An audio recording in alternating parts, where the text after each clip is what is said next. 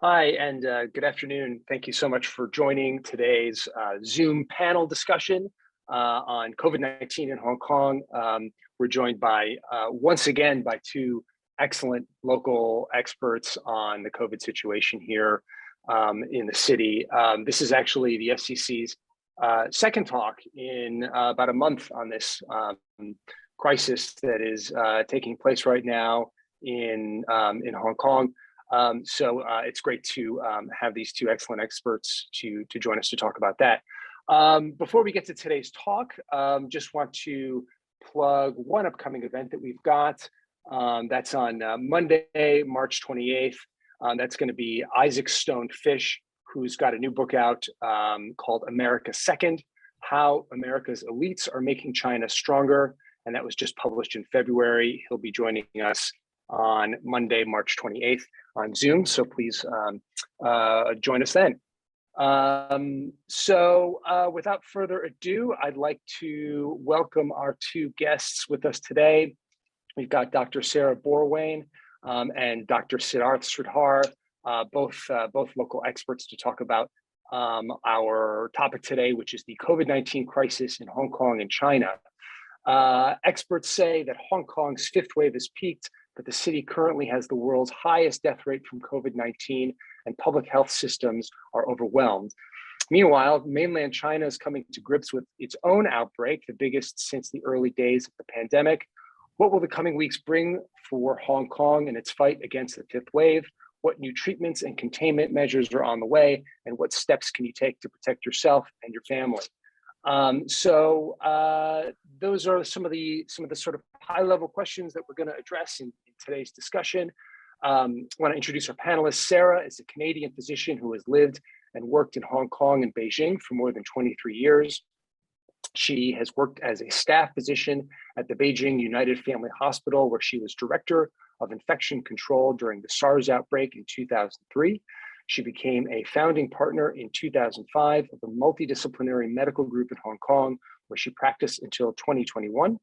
She has been involved with infectious disease surveillance through GeoSentinel, a worldwide communication and data collection network for the surveillance of travel-related morbidity, the Travax International Partner Program, and the Hong Kong Department of Health. She's a past president of Asia Pacific Travel Health Society and a medical advisor to Outward Bound HK and the Consulate General of France in Hong Kong. Siddharth is a clinical assistant professor at the Department of Microbiology at the University of Hong Kong. He is a clinical virologist with a special interest in emerging infectious diseases and their impact on vulnerable patient groups. He is actively involved in COVID-19 research and has published several studies on COVID-19 that have crystallized our understanding of this virus since the early days of the pandemic. He is also keenly involved in community engagement and scientific communication on COVID-19 via both social media and traditional media. So thank you both again for joining us. This is great. Very excited to address some of these issues.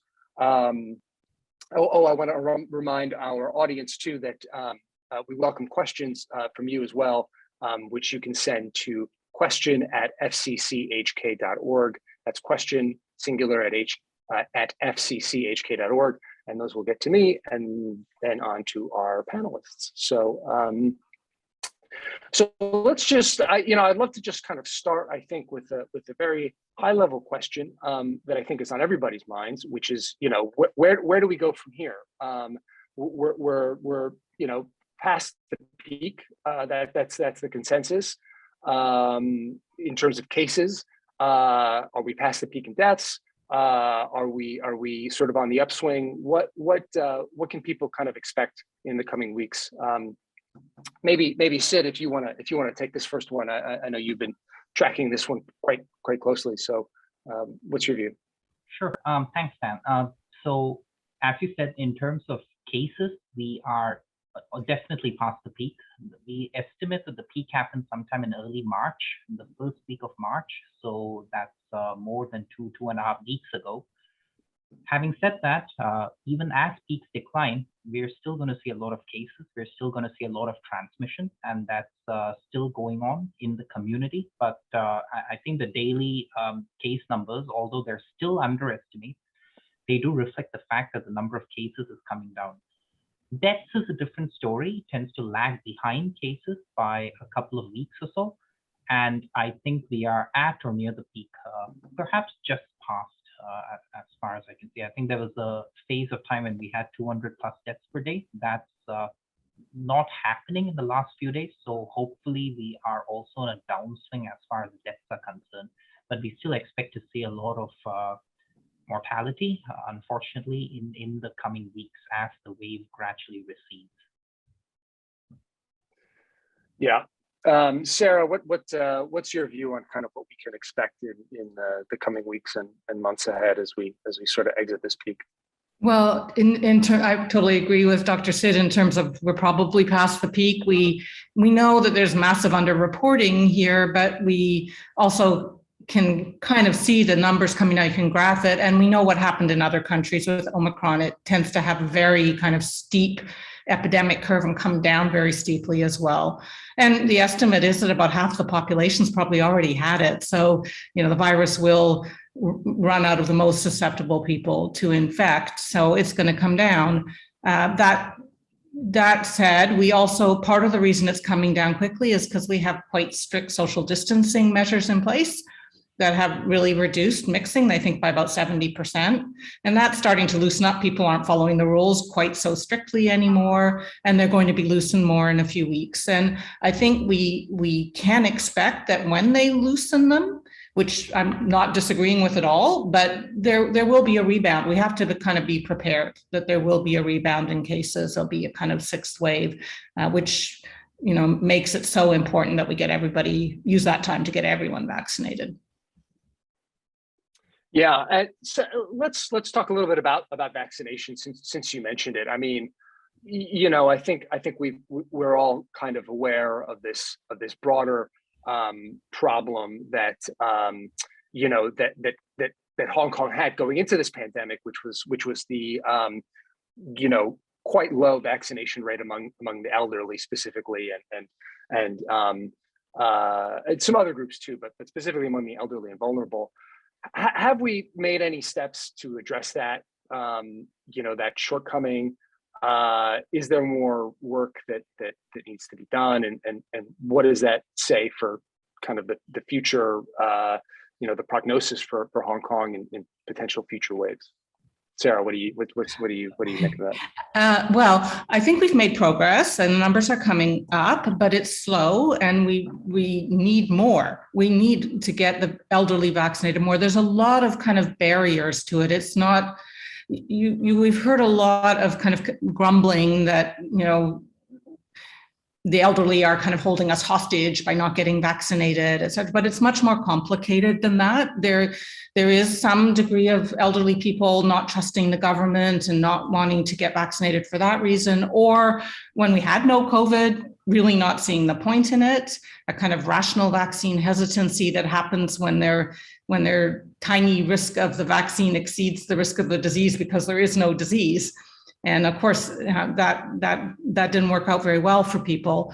But there's also sort of institutional things. I think the care homes had a kind of strong anti-vax sentiment going on there.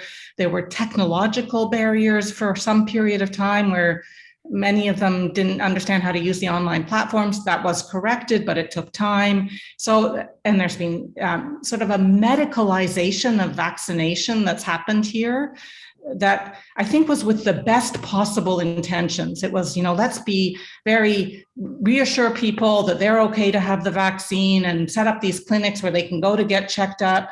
And that was done with the best possible intentions. But what it did was reinforce this idea that this is a really serious medical intervention that has a lot of risks attached to it. Other countries haven't done that. In my home country, you can get it in a pharmacy or a supermarket. So this idea, I think that was a kind of big thing, that it's made people very fearful of the vaccine.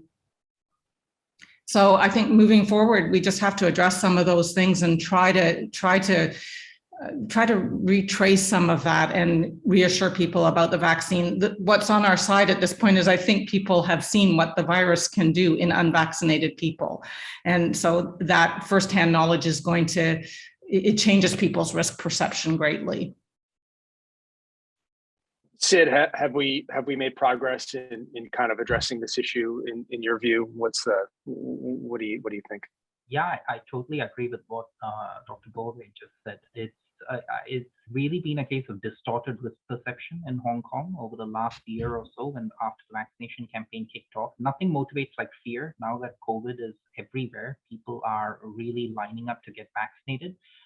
We do have to do more to tackle misinformation on vaccines for the elderly head on, and perhaps focus less on vaccinating younger age groups, which is a big part of the narrative now. But I think it's kind of trying to address a problem we don't have. I think it's the elderly, unvaccinated, uninfected elderly who are really who we need to get at this stage.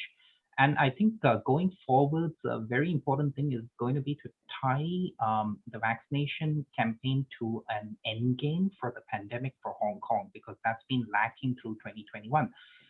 So we get vaccinated for what? I mean, if we're going to continue with dynamic zero and things like that going forward, what is the end game here? Because that vaccine-induced immunity is great, but it's meant to do something in a way. So unlike Singapore, which very clearly said after this date, we're going to do X, Y, Z in terms of opening up the city. So you better get vaccinated now, because after that, yep, you're going to see a huge number of cases. We're still lacking a very coherent narrative for what the end game looks like for Hong Kong at the moment. Yeah, I mean, I totally agree that it seems like the end game kind of remains elusive, right? I mean, we've had some relaxation in some of the travel restrictions, I think, coming down the pike, and of course there's a timeline now to relax social distancing measures. But I don't know. I mean, is there a real exit strategy here? Do you think? I mean, do you guys see a plan to kind of return to normalcy that's been articulated at all?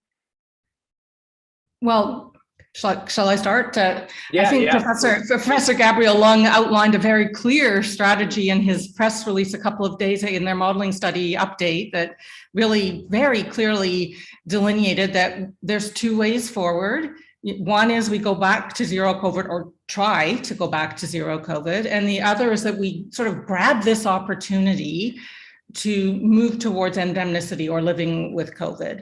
And, Hong Kong, and he laid out some very, very, clear steps towards that. So I think there is a road map, but we have I think I kind of feel for the authorities in this, because I think we have a very difficult road, tightrope to walk along, if you like. We face both ways, and we've got China, which is still sticking to zero COVID for now. I'm not sure that they'll be able to either forever, and I trust that they will eventually have to change paths, but we don't know when.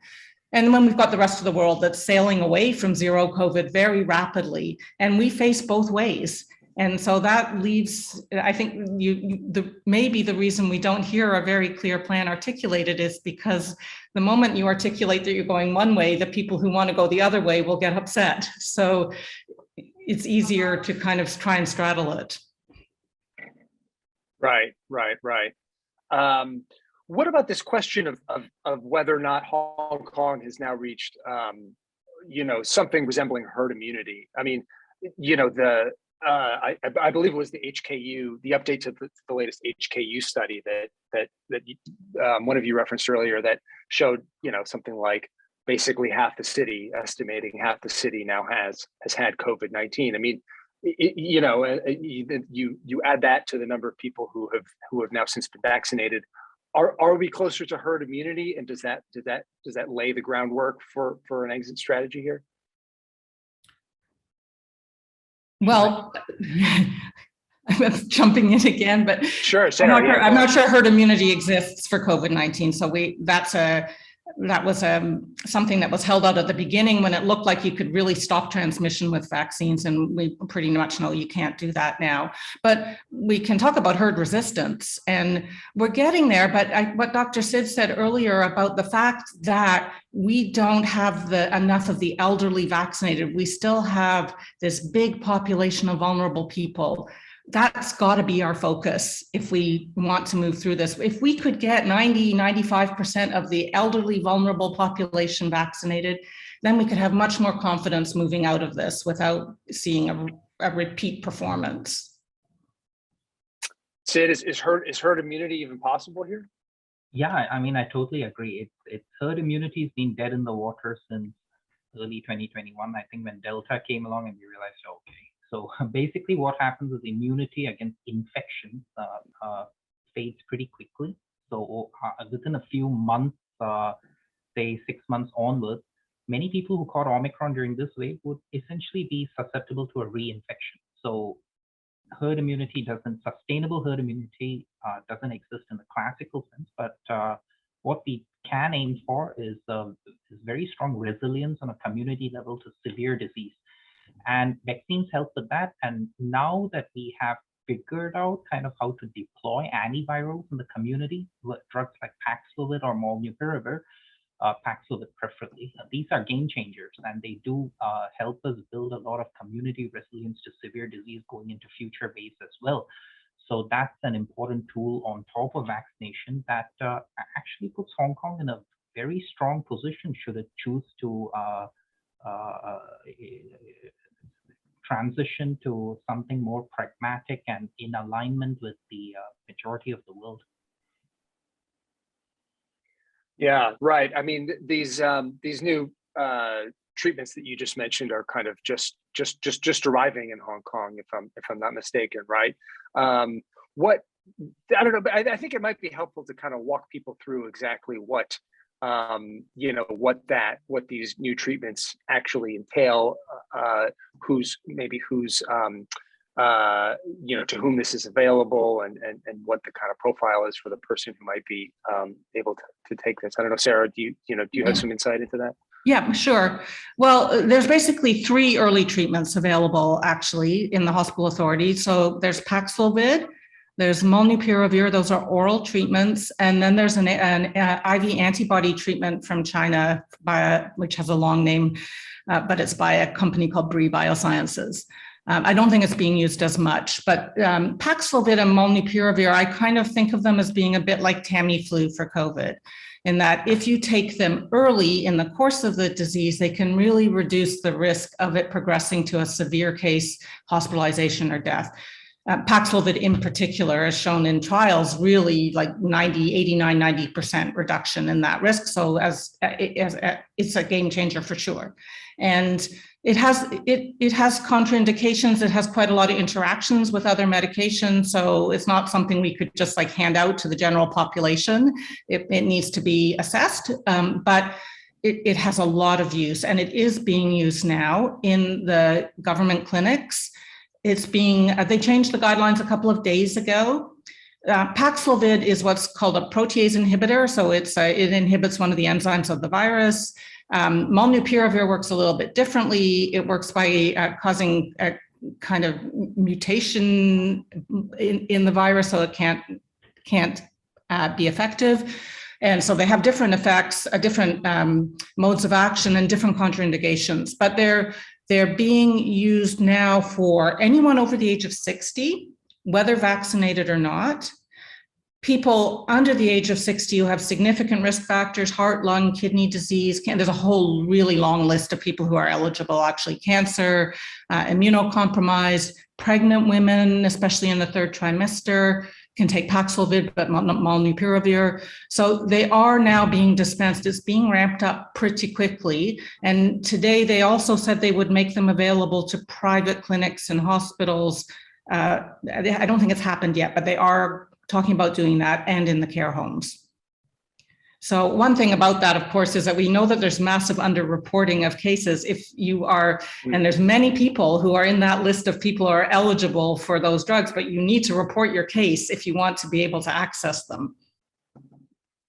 Yeah, I mean, that brings us actually to another, I think, pretty kind of big question during this entire fifth wave, which has been the question of, how many people actually have COVID, right? I mean, we all see the numbers coming out from the government every day that show. I think we peaked in at 60,000 something cases a day in terms of the reported cases. But I mean, does that reflect reality at all? And what is the kind of requirement now for people who say might take a rapid test at home and comes back positive? It might be apprehensive about reporting their result. Mm-hmm. What can we say about that? Sid, maybe do you want to start with the question? Sure, Start with the first question. I packed a lot in there. So yeah, so there's no doubt that we have underestimated cases in Hong Kong. Actually, it's a common problem in most parts of the world when you have a major wave that basically overtakes testing capacity. That happens for sure. I think it's a reasonable estimate that we only caught about 25% of the actual infections that happen in the community. I think that's roughly in the ballpark. And but the rapid tests have been something of a game changer in a way, because it empowers people to do testing at home and to take precautions should they test positive. I think we have a lot of rapid tests lying around in warehouses. I think they should really be deployed to everybody in Hong Kong as soon as possible. The market kind of took care of that. So, I mean, they're very cheap and widely affordable now, but it would have been nice to give some of those away a bit earlier.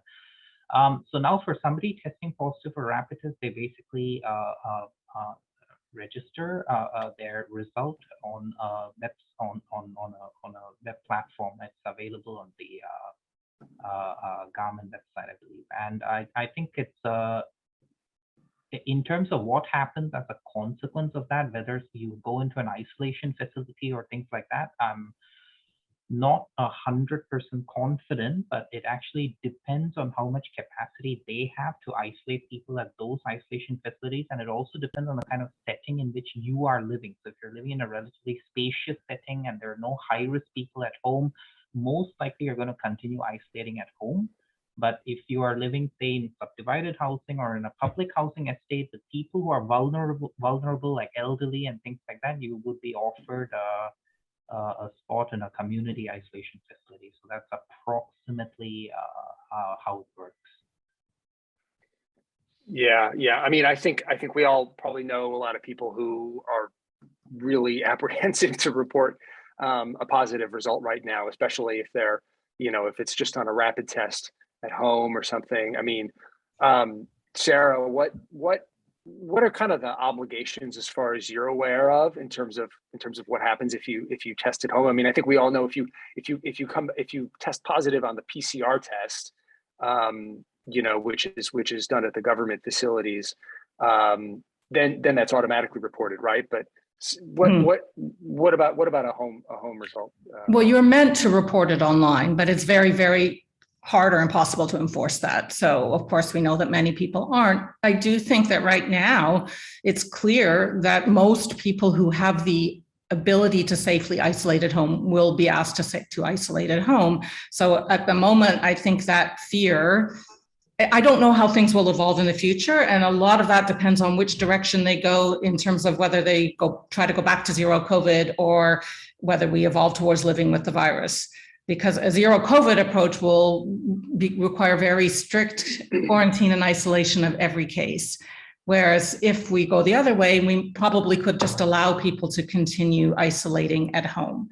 But at the moment, I think that fear is a bit overblown. Most people who have the ability to isolate at home will be asked to isolate at home. And the rule is that you are meant to stay at home, that you will get a kit from the government that contains Panadol and I think some masks and some traditional Chinese medicine and a pulse oximeter to measure your oxygen, a nice little gift pack from the government. You're supposed to get some calls from the Department of Health to check in on you, and you isolate until you're well. and at least 7 days if you're vaccinated and you're testing negative on day 6 and 7. It's 14 days if you're not fully vaccinated. And some people definitely go on testing positive longer than 7 days. So if you are still testing positive at 10 days, you should continue to isolate, because it probably means you're still infectious. So yeah, I think right now people probably should report, because it's unlikely, unless there's some specific reasons why they wouldn't. I think that they're likely to be allowed to stay at home if they want to and can. And we need, it's helpful to the government to know the numbers that we have. So that is kind of part of contributing to the pandemic effort. And it sounds like, Sid, go on. Right. Can I just also add, it may also be helpful to have some kind of official confirmation that Yes. you've had COVID, because of the vaccine pass issues and things like that coming up. Absolutely. You better have some proof that you had COVID, and a picture of an RAT test is not going to cut it. I think you're going to need an official formal documentation of that.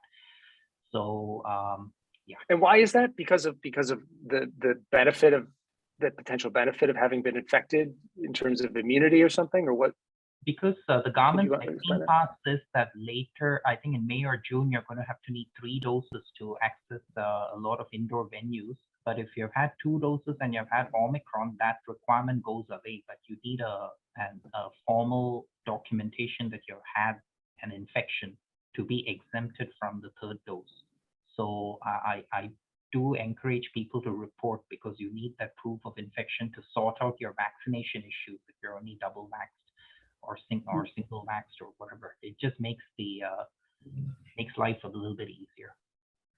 Yeah, COVID counts as a 1 dose of vaccine, so right.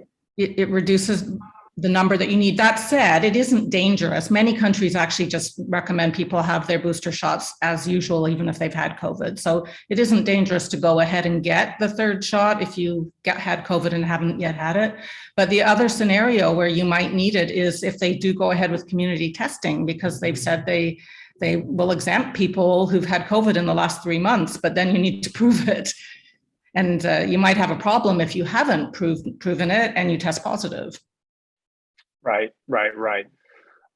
Okay, good points. So I just wanted to shift gears a little bit and talk a little bit about these new I guess phased relaxation in social distancing measures that are supposedly coming in the coming months, and the relaxation and the travel restrictions that we're going to see in a matter of a week, I think.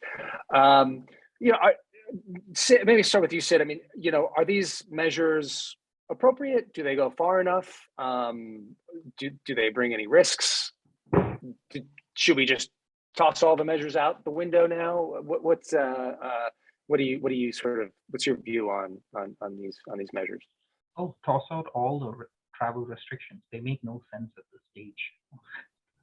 Because I mean, any COVID you import is going to be a drop in the bucket of what we have in Hong Kong locally. And people who bring COVID into Hong Kong tend to be generally in better physical shape. At least they can travel, right? And they are by definition vaccinated, so their risk of severe disease is already very low. And so the chance that they're going to add any kind of burden to our healthcare system is very, very remote, to be honest. So this is, I fully welcome the relaxations that have been announced, and I do feel that we can go a little bit further with some of the flight bans and things like that. It makes no sense. So just toss all that out. My big concern is how sustainable this relaxation is going to be, right? Ideally, I want to see these kind of relaxations being sustainable instead of being reinforced when we kind of exit this wave, and that's the last thing I want to see. We've got to find a more pragmatic way to link to the rest of the world instead of reintroducing these measures after relaxation. So yeah. Sarah, what about what's your view? Well, I agree about the travel restrictions. And I also very much agree about what you don't want to do is end up releasing things too quickly and then end up having to reimpose them. I mean, people have lost patience completely with the suppress and lift policy, which we've had for a long time and which worked well. It wasn't a bad policy for a long time, but now people have really lost patience. So if you release measures too quickly and we have to reimpose them, that's going to be very, very unpopular. The key, and we keep coming back to this, is that we need to get the vulnerable people vaccinated so that we don't get a surge in hospitalizations and deaths when we start to release measures. We will get a surge in cases if we relax social distancing. It's happened everywhere. We see the second Omicron variant sweeping through Europe now, but it isn't causing a big surge in hospitalizations and deaths. So we also will have to stop focusing on how many cases are there and focus more on what is happening to those cases. Are they getting severely ill? Are they ending up in hospital? Are they dying? And that's, so we keep coming back to it, but the real key is getting the vaccinations in. I think that's where the major amount of our resources should go. Right. So I think it's a good time to maybe take a couple of questions from our audience, which have been actually coming in for the last 15 minutes or so. So our first question, this is from Corinne Vignel. Her question is, she has several questions actually, but I think this gets at a couple of pretty important points. She wants to know, do you have any insights into what happened when COVID spread into residential care homes for the elderly? Were there any delays in getting patients to the hospital? Did authorities send any reinforcements to help? Why did hospitals become overwhelmed? And what were working conditions for hospital workers in late February and early March? I mean, this is, I think this is a really important question. I think we all saw a lot of these photos, just a couple of weeks ago of the city's public hospitals just, completely overwhelmed, right? What happened there? I mean, and have we seen any improvements in that situation? It was Sid, inevitable, yeah, go on, really. I mean, it was inevitable in a way, because anywhere in the world when you have a major community wave, it often starts off with a more mobile community population, and it eventually makes its way into residential care homes, nursing homes, basically. So that's something we observe all around the world, and Hong Kong was no exception, with the difference in Hong Kong being that most of the elderly in the nursing homes were unvaccinated. So that was a disastrous situation, because these nursing home conditions tend to be very cramped as well. There's not a lot of infection control can be done, especially on an ad hoc kind of basis. So you had very, very rapid transmission across nursing homes. Now, the way care is, healthcare, it kind of works in Hong Kong makes it even worse, because the moment they have some respiratory symptoms, say a bit of cough or a bit of a fever, it's actually a trigger for sending them to emergency departments.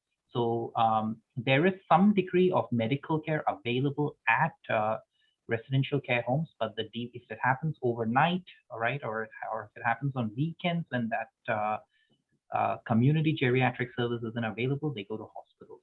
So you had the surge of fever patients essentially coming into emergency departments. And that led to the images that you saw of people having to wait for days on end, waiting for triage and disposition to final destinations and wards.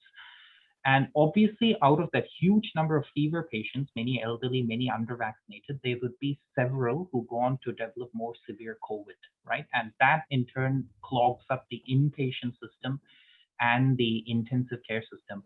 I will also say we don't make life easier for ourselves. We admit a lot of, I go to COVID wards, we admit a lot of mild COVID, which I think in overseas, there's no way these people would make it into a hospital. But in Hong Kong, the emergency departments which are responsible for triage are overwhelmed. So when you have people coming in repeatedly during a single COVID illness for COVID symptoms, basically, which still are mild, severe for the individual, but mild medically, they eventually make it into hospital for observation. And that really clogs it up. And it's been awful. I mean, healthcare workers are just shaking their heads in hospital, and they're just it's just a situation beyond beyond belief, especially in February and early March. Also, I think I think this should get a little bit of attention. There's a huge amount of wastage of personal protective equipment. We have mountains of waste in and around the wards. It's a terrible, terrible situation.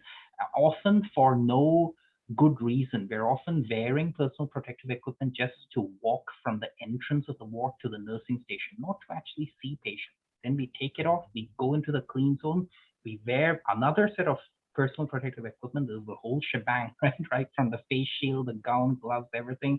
We see patients, we take it off again, we wear it again to exit the wards. It's a colossal amount of medical waste being generated as well. So all in all, yeah, I mean, it's a complete chaos in the public healthcare system. Yeah, Sarah, what are you hearing? Well, yes, I've heard all the same. I think things are a little better now than they were really, really awful a couple of weeks ago, and quite traumatizing for the medical staff involved. Now, to see this happening in Hong Kong, a first world city, was really, really traumatic. I think it also just speaks to the incredible transmissibility of Omicron, how quickly it spreads. The number I always that struck me earlier on was when you think about Omicron has an R0, we're not sure, but probably somewhere around 7 to 10, which is already very high. But it's not as high as measles, which is 15. But Omicron has an incubation period of about 3 days, which is really short. And so, whereas measles, it's 2 weeks. So if you kind of run the numbers on that, measles, one case in 50 days will turn into about 60,000 cases. But one case of Omicron in the same amount of time, unchecked, would turn into 240 million cases. So the real speed with which it explodes makes it, that's what we saw. We just saw it explode, and it happened so quickly that it is not surprising that it overwhelmed us. Right. Great. So I want to take another question, I think, from the audience. This one's from Nick Hoare. In countries such as the UK, Singapore, and Australia, case numbers have risen after they opened up their economies. Despite this, their economies remain open because their respective governments have taken a view that because of high vaccination rates among the elderly, resulting in low hospitalization rates, this was acceptable, all things considered, to live with COVID. So I guess the question is, what happens to Hong Kong when we decide to finally kind of open up a little bit more, relax things a little bit? Should we expect a similar spike in cases? And what does that kind of portend for the sort of outlook for this relaxation that we're all eagerly anticipating? Sarah, do you want to? Yeah, well, I mean, part of that, we may have a very high level of population immunity coming out of this wave, and between that and high rates of immunization, we may be pretty good, but we don't know what the virus has in store for us either. We don't know if there's going to be another variant or another mutation that evades our immunity, or we don't even know how long. We know that it's unusual for people to get Omicron twice so far, but Omicron's only been around for a few months. So we don't know 6 months down the road, are people going to be able to get it again? So I think there's a lot of unknowns in that. But what we do know is that we can build resilience into the community by making sure people are protected, by making sure we have access to early treatment for the vulnerable, et cetera, so that there are definitely ways that we can again stop focusing so much on the number of cases we have and more on making sure that those cases don't overwhelm our hospitals, that people don't die. Sid, what should we expect a spike in the coming weeks again? Is this going to be kind of a bumpy road in the weeks and months ahead? Oh yeah, 100%.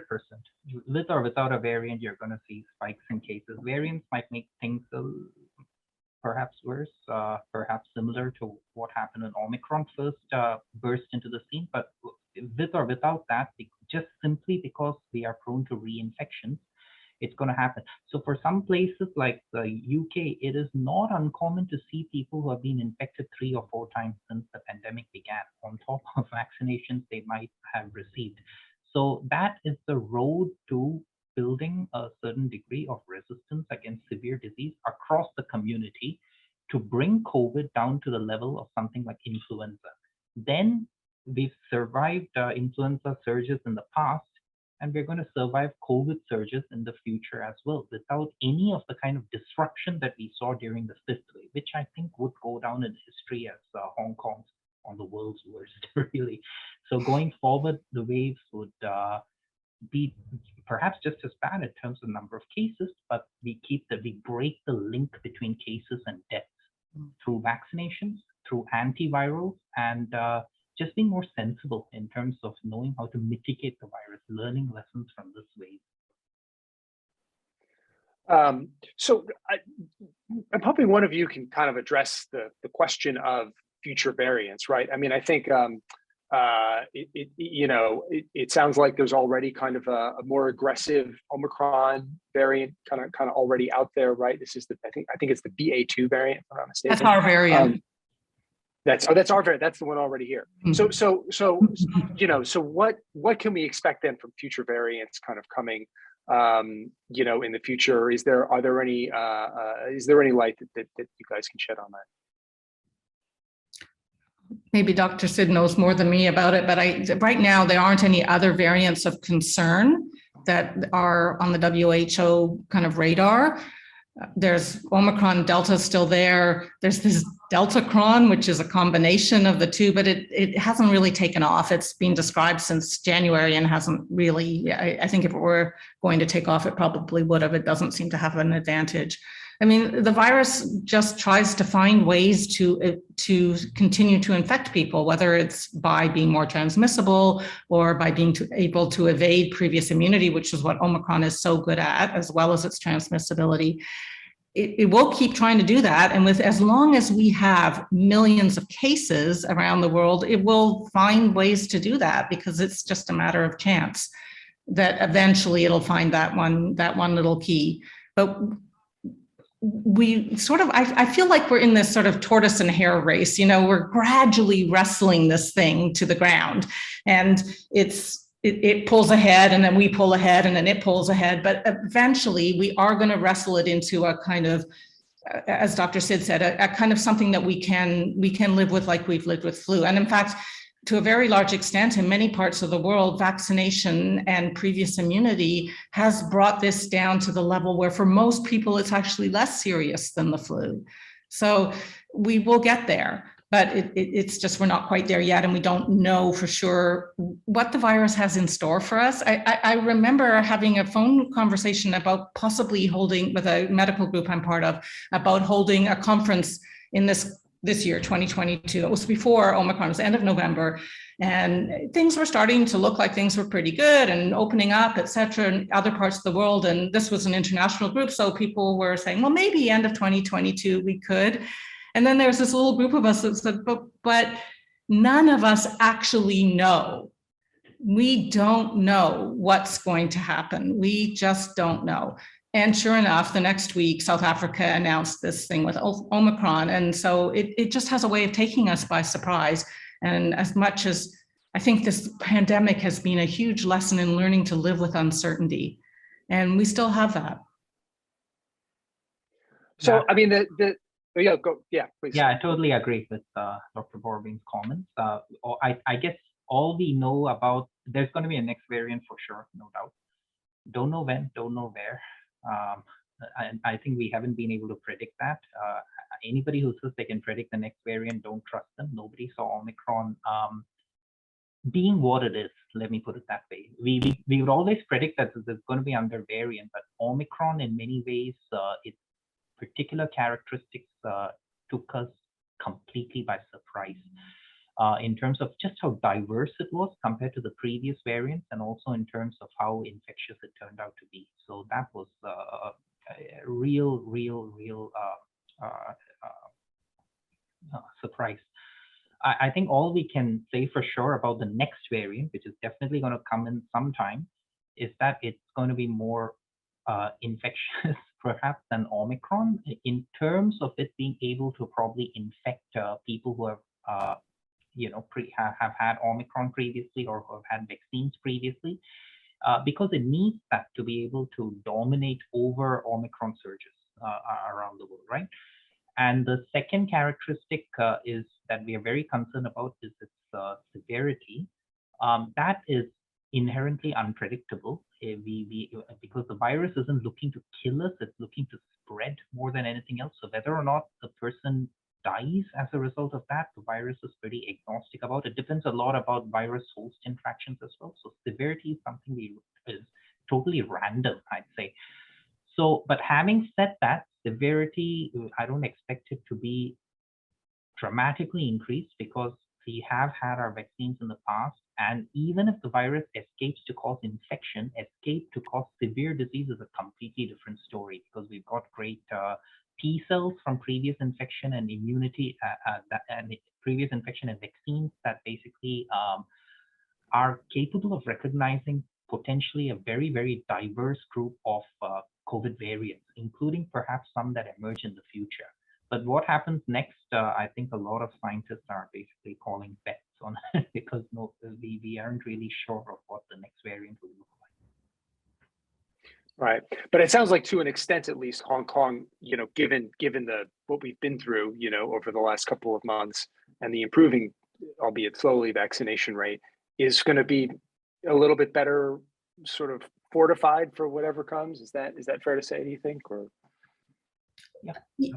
yes, I think they've put a lot of, after a kind of very bumpy start, a lot of really good initiatives have been put in place to roll out antivirals very widely, to really try to, I think the vaccination has still got some hiccups in it that it could be better addressed, and some roadblocks could be removed, but it's getting there. That to me is the key. We've got the antivirals, we've increased capacity in the hospital system.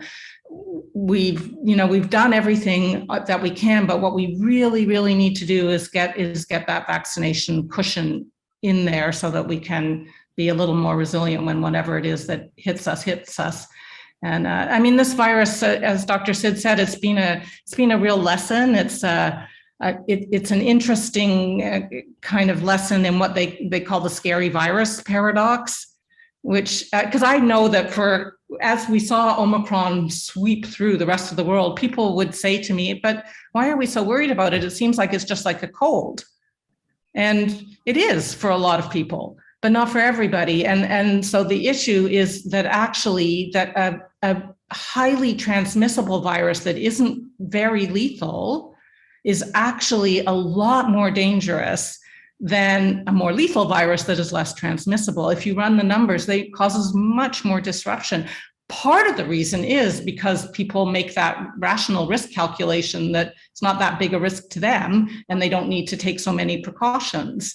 So that's part of the reason. And part of the reason is just the sheer numbers. If it causes so many infections, even if a tiny little proportion of them need hospital care, it's going to be really, really problematic. And we've absolutely seen that with Omicron, which is a less severe virus in most populations, but has still caused a terrible wave here.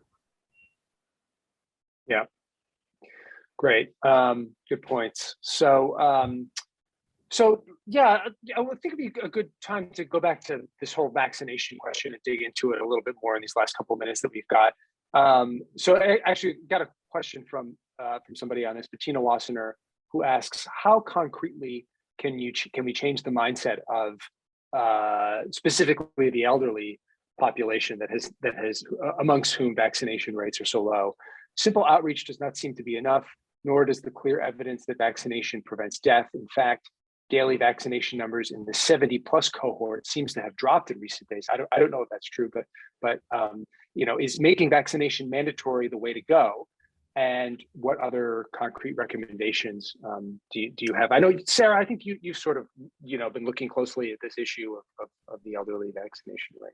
What's your view on all that? Yeah, I think that it's actually true that there's a limited, you'll get only so far with trying to, explain to people that they should get vaccinated. It's not always the elderly themselves resisting vaccination. Sometimes it's their families, and sometimes it's just the actual, just how difficult it is. There's various stories. For instance, the outreach programs are all with Sinovac, but somebody who wants to get BioNTech actually has to go to a center, which might be much more difficult. So they haven't necessarily made it easy.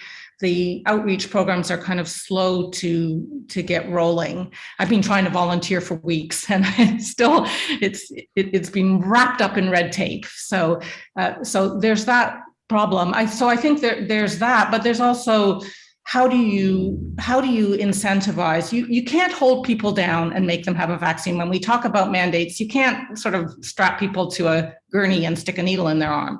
You can make their lives difficult if they don't have the vaccine, and that's what a vaccine pass is around. And you can also really incentivize it. You could tie the consumption vouchers to getting vaccinations. You could give them an extra, people over the age of 70, an extra voucher or more fruit money or something if they got vaccinated.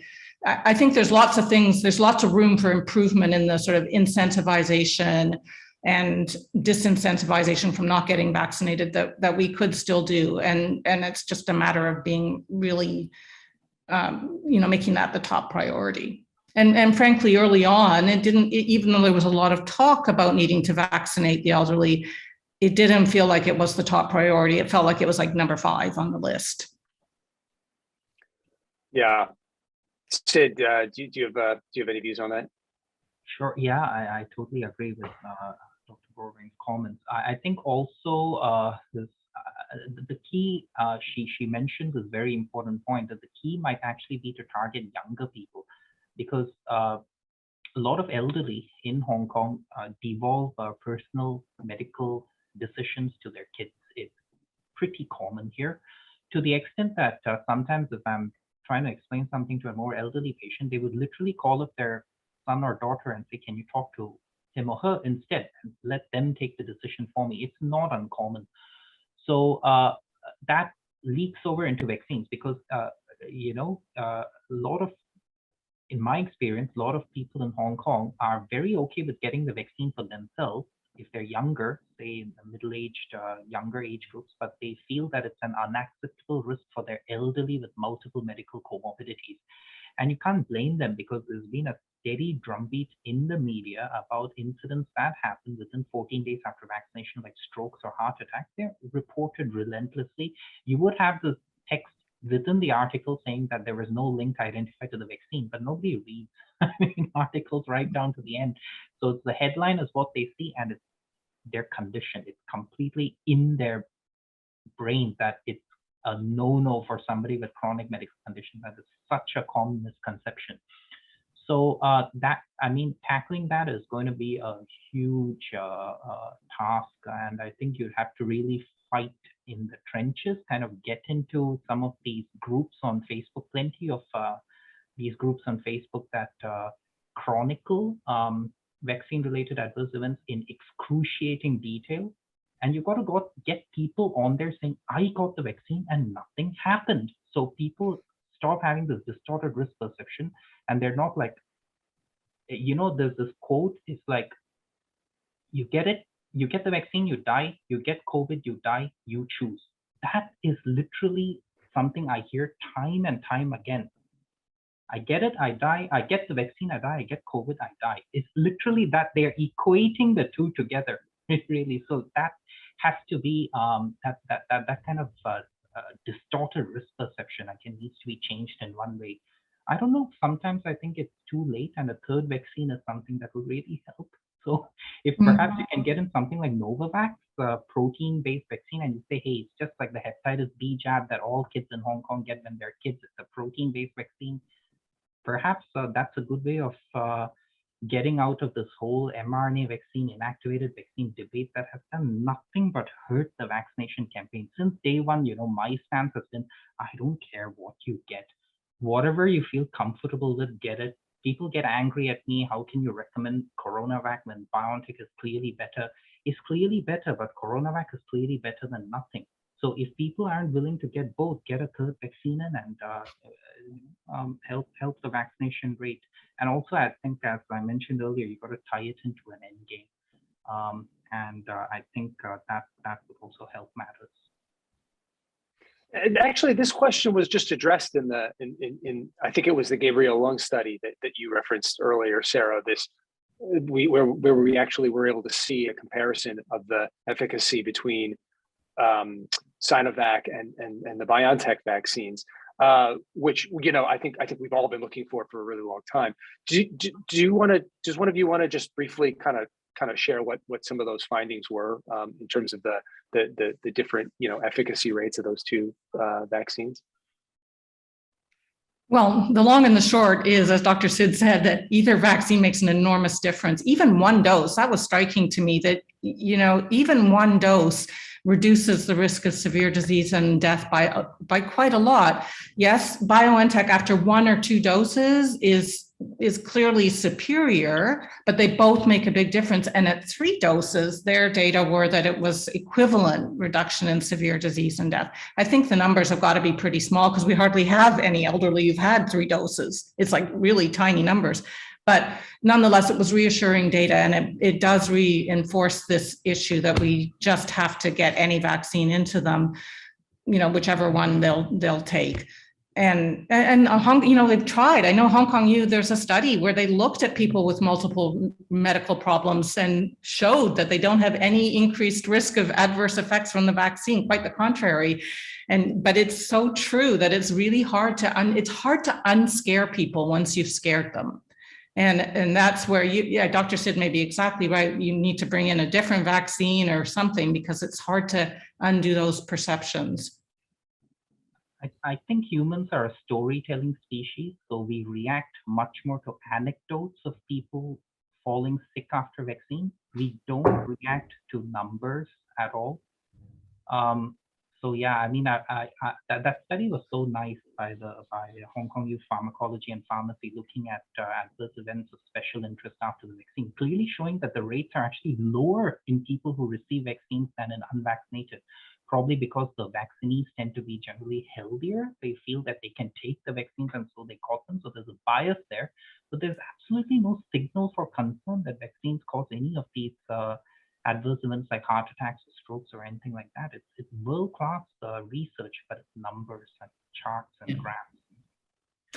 There was another interesting, not from here, but another interesting study that suggested that about 75% or more of vaccine adverse reactions are actually due to something called the nocebo effect, which is the opposite of the placebo effect, so the nocebo effect, if you expect to have adverse reactions, you're much more likely to have them. And they were able to kind of document that at least 3/4 of vaccine side effects, I'm not talking about people who get a fever, which is clearly kind of that's not a nocebo effect, but people who complain of dizziness or palpitations, yes, they can be signs of serious reactions, but they're very much more likely to just be from this nocebo effect. And we've built that up so strongly by like looking at this vaccine so carefully that we're looking at every little thing. You cannot monitor vaccine adverse effects in real time. You monitor them over a population. And the way that the side effects are reported is in the US, it's something called VAERS, the Vaccine Adverse Effect Reporting System. There's a different name for it in Europe. But basically anything that happens after a vaccine is reported. That doesn't mean it's from the vaccine. It just means it happened in a certain time period afterwards. And over time, you can sort out if there's a signal if certain things are happening more frequently than baseline. But there's this whole base rate, a bias thing where you can't look at it case by case. It means absolutely nothing. And yet, because people were so kind of over analyzing this too quickly, they're making these links, and now we can't seem to unmake the links in people's heads. Right. Good points. So we just have about a minute about a minute left. I think one other question that I was hoping we could address just really briefly is this question about compulsory testing, which we were all bracing for with sort of bated breath and stocking up on canned goods or whatever, and then all of a sudden now it's off the table.